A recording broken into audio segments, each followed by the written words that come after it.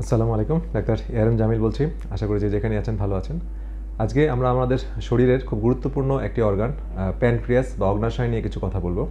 তো এটা নিয়ে কথা বলার উদ্দেশ্য হচ্ছে যে প্যানক্রিয়াস আমাদের ডাইজেশন বা গ্লুকোজ মেটাবলিজম সহ অন্যান্য পিএইচ ব্যালেন্স ঠিক রাখতে অনেক গুরুত্বপূর্ণ ভূমিকা পালন করে। সুতরাং প্যানক্রিয়াসের ফাংশন সম্পর্কে জানাটা একজন সচেতন মানুষের খুব দরকার। তো এই জন্য আমি এই ভিডিওটা করছি এবং আপনারা এই সিমটমগুলোর সাথে নিজেদেরকে মিলিয়ে নেবেন, তাহলে অনেক সময় বুঝতে সুবিধা হবে যে আপনাদের প্যানক্রিয়াস সুস্থ আছে কিনা। তো প্রথমে আমরা দেখি প্যানক্রিয়াস একটি পাতার মতো একটি অর্গান। এটা সাধারণত পেটের মাঝখান থেকে শুরু করে বাম দিকে যায় এবং এটা পিছনের দিকে থাকে, স্টমাকের পিছনের দিকে থাকে। তো এটার মধ্যে এটা এক্সোক্রাইন এবং অ্যান্ড্রোক্রাইন দুইটাই গ্ল্যান্ড আছে। অ্যান্ড্রোক্রাইন গ্ল্যান্ড মানে শুধু সেল থাকে, সেখান থেকে ইনসুলিন, গ্লুকাগন, এই জাতীয় সোমাটোস্ট্যাটিন এই ধরনের হরমোনগুলো রিলিজ হয়। বাট এক্সোক্রাইন যে গ্ল্যান্ডটা, ওখান থেকে আপনার বিভিন্ন এনজাইম, বাইকার্বনেট এগুলো রিলিজ হয়। তো যাই হোক, এই যে ছবিতে দেখলাম পাতার মতো বিষয়টা, যে এটা হচ্ছে এক্সোক্রাইন গ্ল্যান্ড আর এখানে যে ক্লাস্টার অফ সেল থাকে এখানে অ্যান্ড্রোক্রাইন গ্ল্যান্ড। তো এখন এখানে যে গুরুত্বপূর্ণ একটা হরমোন রিলিজ হয় সেটা হচ্ছে ইনসুলিন। তো ইনসুলিন আমরা জানি আইলেট অফ বিটা সেল থেকে রিলিজ হয়। তো ইনসুলিন কী করে? ইনসুলিন হচ্ছে আমাদের প্রথমে হচ্ছে গ্লুকোজগুলোকে কোষের মধ্যে প্রবেশ করাতে সাহায্য করে, ব্লাডে গ্লুকোজ রেগুলেট করে। গ্লুকোজ অতিরিক্ত বেড়ে গেলে সেটাকে সেলের মধ্যে প্রবেশ করিয়ে কমিয়ে ফেলে বা স্টোর করে, লিভারে গ্লাইকোজেন হিসেবে স্টোর করে। আর এইটার সাথে আল্লাহ তাআলা একইভাবে এই একই অর্গানের মধ্যে আরেকটা হরমোন, এটাকে কাউন্টার করার জন্য, যদি অতিরিক্ত গ্লুকোজ কমে যায় সেটাকে বাড়ানোর জন্য একটা ডিফেন্স মেকানিজম দিয়ে রাখছে। মানে কোনো আল্লাহ তাআলা আমাদেরকে আসলে একা ছেড়ে দেন নাই, সবসময় আমাদেরকে প্রোটেকশন দিচ্ছে। সুতরাং মানে আসলে মেডিকেল সায়েন্স যত জানা যায়, সৃষ্টিকর্তার প্রতি আনুগত্য তত বেড়ে যায়। তো এখানে গ্লুকাগন আরেকটা হরমোন, সেই হরমোনটা কী করেছে, এটা হচ্ছে আলফা সেল থেকে রিলিজ হচ্ছে, এই প্যানক্রিয়াসেরই সেল থেকে। তো সেটা কী করছে, যদি গ্লুকোজ কমে যায় একটা থ্রেশহোল্ড বা ক্রুশিয়াল লেভেলে, সেটাকে আবার কিন্তু তখনই এই গ্লুকাগনগুলো রিলিজ হয়ে আবার আপনাকে লিভার থেকে জাস্ট উল্টা প্রসেসে গ্লুকোজগুলোকে ব্লাডে নিয়ে আসতেছে এবং গ্লুকোজ ব্লাডে বাড়িয়ে দিচ্ছে, যেন আপনার গ্লুকোজ ঘাটতিতে না পড়েন। গ্লুকোজ ঘাটতি বা হাইপোগ্লাইসিমিয়া কিন্তু মোর ডেঞ্জারাস দেন হাইপারগ্লাইসিমিয়া। মানে অতিরিক্ত গ্লুকোজ হওয়া থেকে গ্লুকোজ কমে যাওয়াটা কিন্তু বিপজ্জনক, কারণ এতে একদম মৃত্যু ঝুঁকি থাকে। এছাড়া প্যানক্রিয়াস থেকে খুব গুরুত্বপূর্ণ এনজাইম যেমন প্রোটিয়েজ, লাইপেজ, অ্যামাইলেজ এগুলো হয়, অর্থাৎ কার্বোহাইড্রেট ব্রেকডাউন করার জন্য অ্যামাইলেজ, প্রোটিন ব্রেকডাউন করার জন্য বিভিন্ন প্রোটিয়েজ এনজাইম, আর হচ্ছে ফ্যাট ব্রেকডাউন করার জন্য লাইপেজ জাতীয় এনজাইম রিলিজ হয়। তো সুতরাং আমরা 3 ধরনের খাবারই খাচ্ছি, এই 3 ধরনের খাবার ব্রেকডাউন করার জন্য এখানে খুব গুরুত্বপূর্ণ ভূমিকা পালন করতেছে এই এনজাইমগুলো, যেটা প্যানক্রিয়াস থেকে রিলিজ হচ্ছে। এছাড়া এরপরে এখান থেকে যে রিলিজ হয় বাইকার্বনেট। তো বাইকার্বনেট কেন হচ্ছে? প্যানক্রিয়াসের ছবিটা আমরা জানি এরকম। তারপরে এখানে আমাদের একটা ডাক্ট থাকে, ডিউডেনামের সেকেন্ড পার্ট, এখানে অ্যাম্পুল অফ ভ্যাটার থাকে, আর এখানে লিভার থাকে, লিভার থেকে এখানে গলব্লাডার, এখানে সিস্টিক ডাক্ট রিলিজ হয়। এখানে দুইটা মিলে একটা কমন বাইল ডাক্ট তৈরি হয়ে এখানে অ্যাম্পুল অফ ভ্যাটারে মিলিত হয়। তো যাই হোক, এখানে যদি এরকম হয় যে বিষয়টা, যে মানে আমরা খাবার খাচ্ছি, আমাদের স্টমাকে খাবারগুলো যখন যাচ্ছে তখন অ্যাসিড রিলিজ হচ্ছে। তো অনেক হাই পিএইচ, মানে লো পিএইচ মানে হাই অ্যাসিড থাকে। তো যে অ্যাসিডটা কিন্তু এই অবস্থায় যদি আমাদের ডিউডেনামে নেমে আসে, মানে স্টমাকের পরবর্তী অংশ যে ডিউডেনাম, তো ওখানে নেমে আসলে কিন্তু ওই জায়গাটা বার্ন আউট হয়ে যাবে, ঠিক আছে? কারণ এত হাই অ্যাসিড, যেটা লোহা পর্যন্ত গলিয়ে দেয়। তো ওইটাকে কাউন্টার করতে গেলে, অ্যাসিডকে কাউন্টার করতে গেলে ক্ষার লাগে। তো বাইকার্বনেট হচ্ছে ক্ষার, সেটা প্যানক্রিয়াস থেকে রিলিজ হচ্ছে পর্যাপ্ত পরিমাণে। এছাড়া বাইল, পিত্তটাও ক্ষারের মতো কাজ করে। তো দুইটা মিলে ওই অ্যাসিডটাকে নিউট্রালাইজ করে দিচ্ছে। তাহলে যদি আপনার অ্যাসিড নিউট্রালাইজ না হয় তাহলে কিন্তু পরবর্তী অংশে সমস্যা হবে। সেটা বাইকার্বনেট আপনার রিলিজ হয়ে যাচ্ছে। তো এটাও রিলিজ হচ্ছে প্যানক্রিয়াস থেকে। তো সুন্দর একটা ব্যবস্থাপনা।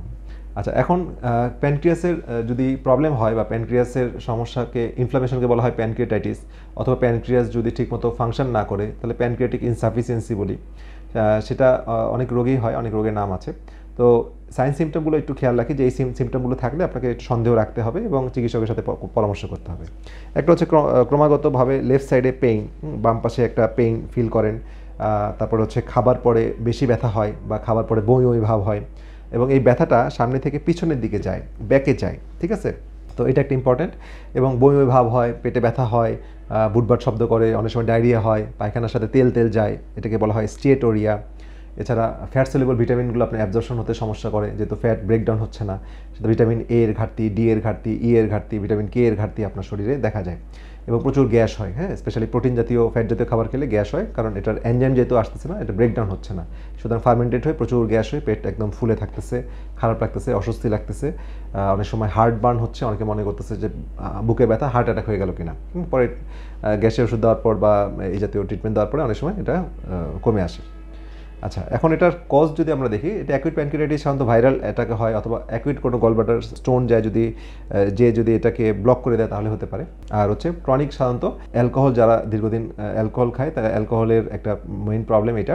এছাড়া স্টোন হচ্ছে আমাদের লিভারে তো পিত্ত তৈরি হচ্ছে এবং গলব্লাডারে জমা থাকতেছে, তো এখানে স্টোন তৈরি হয়। তো স্টোনগুলো ছোটো ছোটো স্টোনগুলো এসে যদি প্যানক্রিয়াসের মধ্যে জমে যায় বা ব্লক হয়, বা এই পিত্তের বা এই নালীগুলোর মধ্যে যদি স্লাস তৈরি হয়, তাহলে যেটা অনেক সময় এত ছোটো স্টোন 3 মিলিমিটারে কম হলে অনেক সময় আল্ট্রাসাউন্ডে দেখা যায় না, সিটি স্ক্যানও বের করা কঠিন হয়ে যায়। হ্যাঁ, ইভেন এটাতে এক সমস্যা। তো এই জাতীয় স্টোনগুলো বা স্লাজ বা চরের মতো যেটা পড়ে, প্রলেপ যেগুলো পড়ে, সেগুলোতে এই প্যানক্রিয়াটাইটিস হতে পারে বা প্যানক্রিয়াটিক ইনসাফিসিয়েন্সি হতে পারে। এছাড়া হাই ক্যালসিয়াম থাকলে সমস্যা হয়, এটা একটা রেয়ার কেস। আর বিভিন্ন ধরনের ভাইরাস এটাকে অ্যাটাক করে এবং এটার ইনফ্লামেশন করে। তো 30% কেস বলা হয় যে এটা ইডিওপ্যাথিক, অর্থাৎ কারণ জানা যায় না। তো এর মধ্যে 79% কেস দেখা গেছে যে বিলিয়ারি লিথিয়াসিস, মানে গলব্লাডার এবং লিভারের মধ্যে দিয়ে যে বিলিয়ারি চ্যানেলগুলো আসে, মানে পিত্তনালীগুলো আসে, সেগুলোর মধ্যে বালির মতো এই স্টোনগুলো জমতে থাকে, অথবা বাইল স্টোন। হ্যাঁ, এগুলো কিন্তু একটা অন্যতম কারণ। সুতরাং এই চ্যানেলগুলো আপনাকে পরিষ্কার রাখতে হবে। মানে আমাদের ট্রিটমেন্ট স্ট্র্যাটেজির মধ্যে এই চ্যানেলগুলো যদি পরিষ্কার রাখা যায়, তাহলে আপনার এই প্যানক্রিয়াসগুলো ব্লক হবে না, প্যানক্রিয়াসের এনজাইমগুলো ঠিকমতো রিলিজ হতে পারবে। কারণ যদি প্যানক্রিয়াসের যেই নদীর মতো শাখা প্রশাখা দিয়ে বেরিয়ে আসে, ওটার মাথায় যদি আমি কোনো কারণে স্টোন দিয়ে বা কোনো ময়লা দিয়ে ব্লক হয়ে যায়, তাহলে কী হবে? এনজাইমগুলো রিলিজ হচ্ছে, বাট এনজাইমগুলো তখন আর বের হতে পারছে না, ডিউডেনামে আসতে পারছে না, তখন এনজাইমগুলো নিজেকে খেয়ে ফেলে। তো তখন এই প্যানক্রিয়াটাইটিসটা আরও তীব্র আকার ধারণ করে।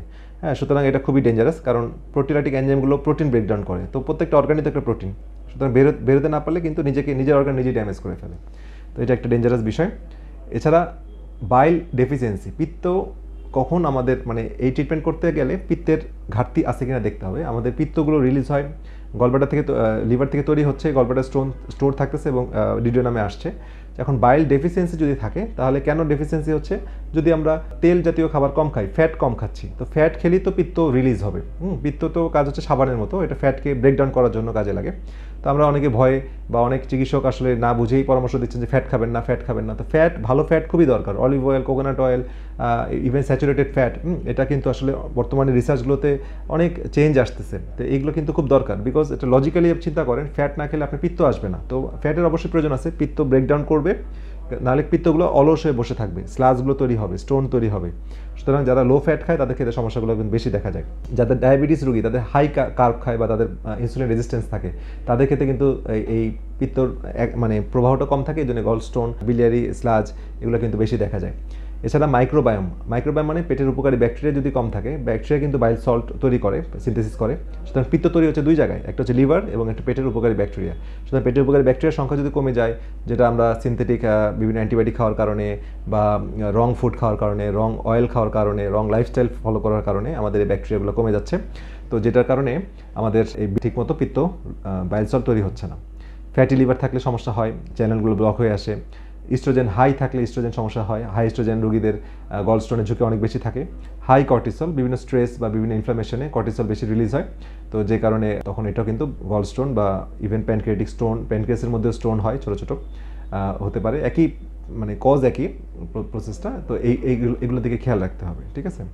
তো এখন প্যানক্রিয়াসকে সঠিকভাবে কাজ করতে দিতে হলে আমাদেরকে ট্রিটমেন্টের মধ্যে সাধারণত আমরা যেটা ফলো করি, সাধারণত অ্যাকুইট প্যানক্রিয়াটিস হয়ে গেলে ইমার্জেন্সি যদি সিচুয়েশন হয়, যেটা সাধারণত ব্লাডের কিছু টেস্ট আছে, যেমন serum amylase, lipase, urinary lipase, এগুলো দিয়ে করা হয়। এছাড়া ultrasonogram, CT scan, whole abdomen বা সিটি আপার অ্যাবডোমেন, এছাড়া হচ্ছে এমআরসিপি, হ্যাঁ, ম্যাগনেটিক কোলাঞ্জিওপ্যানক্রিয়োটোগ্রাফি, এটা বিভিন্ন টেস্ট আছে। তো এগুলো করে আসলে ডায়াগনোসিস করা হয় বিভিন্ন ব্লাড মার্কার এবং ইনভেসিভ টেস্টের মাধ্যমে। এছাড়া ট্রিটমেন্টের মধ্যে আমরা যেটা করি সেটা হচ্ছে, যেটা ক্রনিক ইনসাফিসিয়েন্সি আমরা বলি, সেটার ক্ষেত্রে intermediate fasting very important. Intermediate fasting করতে হবে, হেলদি কিটো ডায়েট, কারণ কিটোতে অনেক ভালো গুড ফ্যাট থাকে, কারণ ফ্যাট আমার লাগবে এই পিত্তের প্রবাহের জন্য। আর বাইল সল্ট দিতে হয়, যেমন টাটকা নামে ন্যাচারাল বাইল সল্ট আছে বা অন্যান্য বাইল সল্ট দিলে সেই বাইল সল্ট হচ্ছে পিত্তের প্রবাহটা বাড়াচ্ছে বা পিত্তগুলোকে ঠিকমতো প্রবাহিত হতে সাহায্য করতেছে এবং গল স্টোন বা বিলিয়ারি স্লাজগুলোকেও মানে লিকুইফাই করে এটা পথটাকে ক্লিয়ার করতে সাহায্য করছে। এছাড়া মাইক্রোবায়োম রিস্টোর করতে হবে, সেই ক্ষেত্রে আমরা প্রিবায়োটিক বা কিছু প্রোবায়োটিক রিচ খাবার যেমন কিমচি, সাউরকুট, কেফির এগুলো দিতে পারি, অথবা কিছুটা সময়ের জন্য আমরা প্রোবায়োটিক, গুড কোয়ালিটি প্রোবায়োটিক আমরা খেতে পারি। তারপর হচ্ছে কফি এনিমা এখানে ইম্পর্টেন্ট। কফি এনিমাতে অনেক সময় আমাদের এই কোলন এবং লিভার এবং এই পটটা ক্লিন হয়, ঠিক আছে। তো এই প্রসিডিওরটা যদি আমরা জানি, হ্যাঁ, তাহলে আমরা প্যানক্রিয়াসের যে প্রবলেমগুলো, হ্যাঁ, প্যানক্রিয়াসের প্রবলেমগুলো থেকে আমরা বেরিয়ে আসতে পারবো। কারণ প্যানক্রিয়াটিস এটা একটা আসলে মারাত্মক প্রবলেম। কারণ প্যানক্রিয়াটিসের রোগীদের আসলে হজম একদম সমস্যা হয়, দীর্ঘমেয়াদী তারা হজমের সমস্যা হয় এবং তাদেরকে অনেক সময় আইবিএস রোগী বলা হয় বা বদহজমের রোগী বলা হয়, কিন্তু আসলে তাদের সমস্যা হচ্ছে প্যানক্রিয়াস ঠিক মতো কাজ করছে না।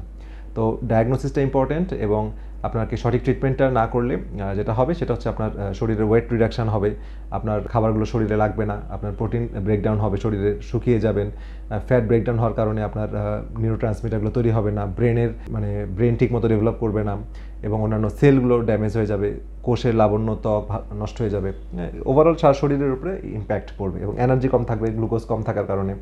তো এই জন্য healthy pancreas is very important for a good health. So আজকে ভিডিওতে এই ইনফরমেশনটাই শেয়ার করলাম যে আপনার প্যানক্রিয়াসকে সুস্থ রাখুন এবং আপনি সুস্থ থাকুন। তো সবাই ভালো থাকেন, সুস্থ থাকেন। পরবর্তী ভিডিও দেখা আমন্ত্রণ রইল। আল্লাহ হাফেজ।